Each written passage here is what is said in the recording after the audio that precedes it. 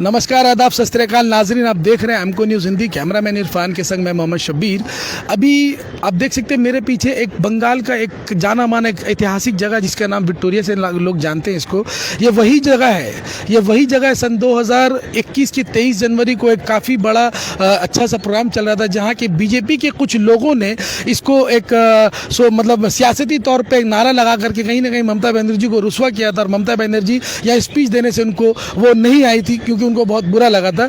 मैं आज जो है 2 मई 2021 को आज बहुत बड़ा इतिहास रचा गया है। टीएमसी का आज हैट्रिक विक्ट्री के दौर पे पूरी पश्चिम बंगाल जो है जश्न मना रही है, खुशी मना रही है, लोग रास्ते में झूम रहे हैं, नाच रहे हैं। तो इसी चीज़ पे आप देख सकते हैं कहीं ना कहीं यही वो जगह है जहाँ पर कहीं लोग जो खुशी मनाने के लिए आते हैं। तो इसी तौर पर आज हम लोग भी आए हैं ये विक्टोरिया में। आज मैं आप एक ऐसी ऊंची शख्सियत से मैं बात करने के लिए जा रहा हूँ जो जाने माने सोशल एक्टिविस्ट है, काफ़ी बड़े सोशल एक्टिविस्ट है और पेशे के तौर पे वो वकील एडवोकेट भी हैं, सुप्रीम कोर्ट हाई कोर्ट के एडवोकेट भी हैं। और हम लोगों के चैनल में अक्सर वो आकर के अच्छी बातें जो है आपके सामने, जनता के सामने रखते हैं। आइए मैं उनसे कुछ खास बात आज की विक्ट्री के तौर पे उनसे मैं बात करने के लिए चाहता हूँ। सबसे पहले बताएं कि आप कैसे हैं सर? बहुत अच्छा हूँ, खुश हूँ। और आज की जो खुशी की लहर आप किस तरीके से इज़हार करेंगे? और खुदा बंदे करीम का शुक्रिया अदा करता हूँ कि आज का ये सुनहरा दिन उन्होंने मुझे दिखाया और तमाम बंगाल वासियों को दिखाया। आज बंगाल के इतिहास में एक बहुत बड़ा दिन है। आप देख सकते हैं हम विक्टोरिया मेमोरियल, जो कि एक ऐतिहासिक जगह है। इसी जगह पे इसी साल 23 जनवरी को एक नेशनल प्रोग्राम चल रहा था, नेताजी का जन्मदिन मनाया जा रहा था। उसमें बीजेपी के कार्यकर्ता ने धार्मिक स्लोगन लगाकर प्रोग्राम को भंग करने की कोशिश की थी। मौजूदा मुख्यमंत्री ममता बनर्जी नाराज़ हो गई थी और नाराज़ होने की बात ही थी। आज उसी ऐतिहासिक जगह पे मैं ये बयान दे रहा हूँ कि ममता बनर्जी को ये जीत बहुत बहुत मुबारक हो। ये जीत उनकी जीत नहीं, ये जीत बंगाल की है, बंगाल के डेमोक्रेसी की जीत है, बंगाल के सेकुलरिज्म की जीत है, बंगाल की इकाई की जीत है, बंगाल की अखंडता की जीत है, बंगाल की सच्चाई की जीत है। और ख़ास करके मैं बंगाल के कुछ ख़ास ज़िला के लोगों का शुक्रिया अदा करूँगा, जिसमें मालदा, मुर्शिदाबाद, उत्तर दिनाजपुर, दक्षिण दिनाजपुर, बांकुड़ा जैसे ज़िला है जहाँ से ममता बनर्जी को माइनॉरिटी वोट बहुत ज़्यादा मिला है। और ममता बनर्जी और उनकी पार्टी भी कहीं ना कहीं उनकी शुक्रगुजार है। उनकी भी मुबारकबाद काफ़ी सारे चैनलों में, सोशल मीडिया में, नेशनल मीडिया में आ रही हैं। और अभी ममता बनर्जी की जो खुद की सीट है नंदीग्राम की, वहाँ neck to neck huddle contest चल रहा है, लेकिन उम्मीद करता हूँ कि वो वहाँ से बाखूबी जीत कर आएंगे। आपको मैं बता दूँ कि कलकत्ता के तमाम सीटों में सिर्फ जोड़ा साकू को छोड़कर जितने भी प्रार्थी थे, जैसे कि फिराद हकीम बहुत अच्छे मार्जिन से आगे निकले हुए हैं, और जावेद अहमद खान, शोभनदेव चट्टोपाध्याय, देवाशीष कुमार, सुब्रतो मुखर्जी, परेश पाल, सोनू कोमल साहा, अतिन घोष, शशि पांजा, ये तमाम प्रार्थी जो है बहुत ज़्यादा वोटों से आगे निकल चुकी है, जहां बीजेपी की कोई दौड़ नहीं है इस रेस में। तो ममता बनर्जी ने खुद एक इतिहास रच दिया, तृणमूल कांग्रेस ने खुद इतिहास रच दिया है।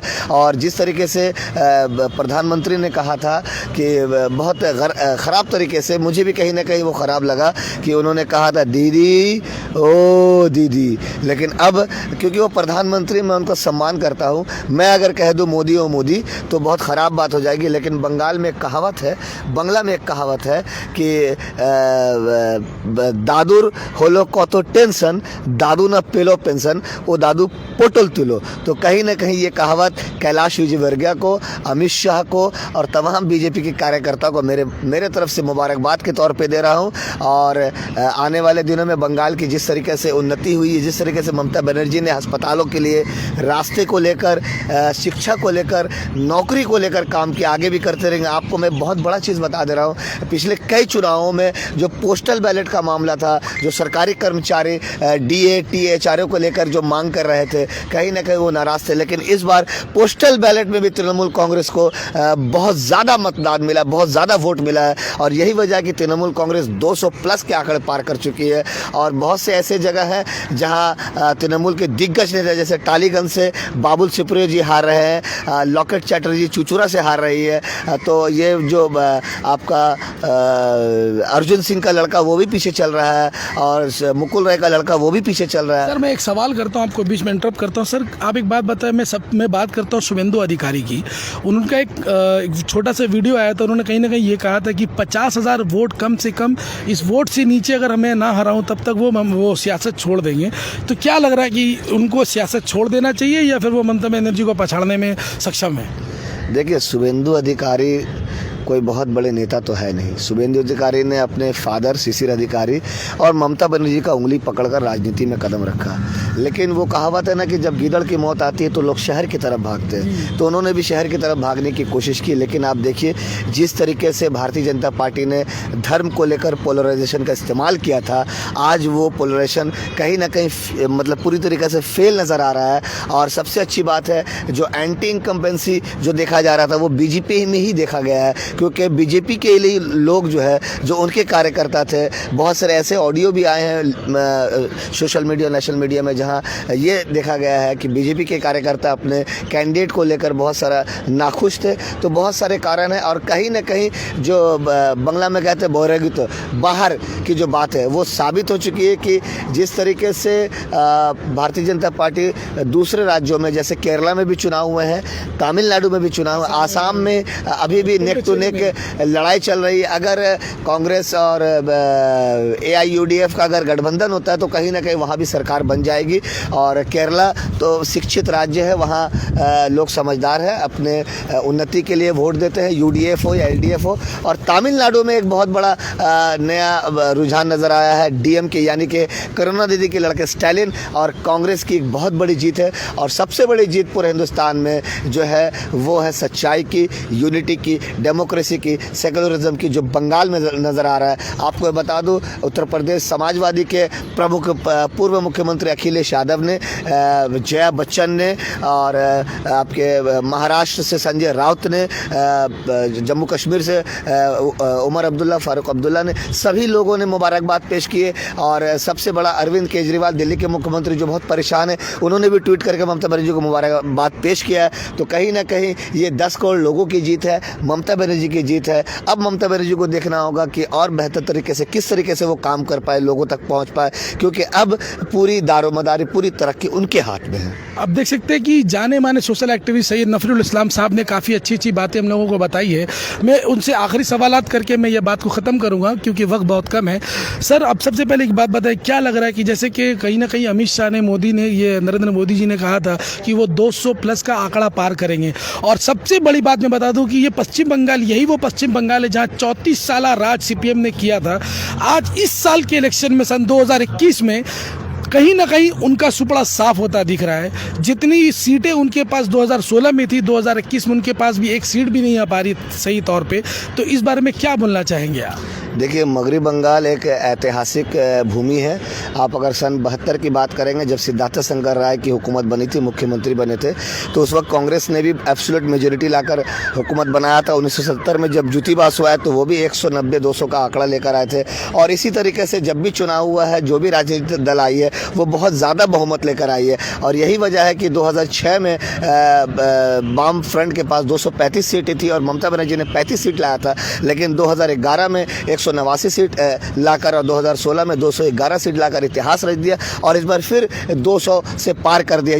ये डबल सेंचुरी का जो ट्रिपल हैट्रिक, जो हैट्रिक उन्होंने बनाया, ये सिर्फ उनकी जीत नहीं, ये पब्लिक ने, लोगों ने उन पर भरोसा किया। देखिए, हर पॉलिटिकल पार्टी में अच्छे लोग भी होते हैं, बुरे लोग भी होते हैं, लेकिन कहीं ना कहीं जो बुरे लोग थे वो पहले ही वॉशिंग मशीन में धुलने चले गए। और इनकी धुलाई ऐसी हुई है कि वॉशिंग मशीन में तकनीकी खराबी होने की वजह से उनके खुद के कपड़े में दाग लग चुकी है। और यही वजह है कि बाबुल सुप्रियो हो, लॉकेट चैटर्जी हो, मुकुल राय के लड़के हों, ये सब हार रहे हैं। और ममता बनर्जी की बहुत बड़ी जीत हो रही है, बंगाल के लोगों की जीत हो रही है, यहाँ इकाई की जीत हो रही है, यहाँ दुर्गा पूजा, ईद, दिवाली, छठ पूजा की जीत हो रही है, जो एक ही थाली में लोग बैठ कर एक दूसरे के साथ खाते हैं और एक दूसरे के त्यौहार में साथ देते हैं। इसीलिए मैं फिर से वो शेर कह के अपनी बातों को ख़त्म करूँगा कि मज़हब नहीं सिखाता आपस में बैर रखना, हिंदी है हम वतन है, हिंदुस्तान हमारा। ममता बनर्जी को बहुत बहुत ढेर सारी मुबारकबाद, स्टालिन और कांग्रेस को तमिलनाडु में मुबारकबाद, केरला में LDF को मुबारकबाद और अन्य राज्यों में जो भी हुकूमत बना रही है उन्हें मुबारक। और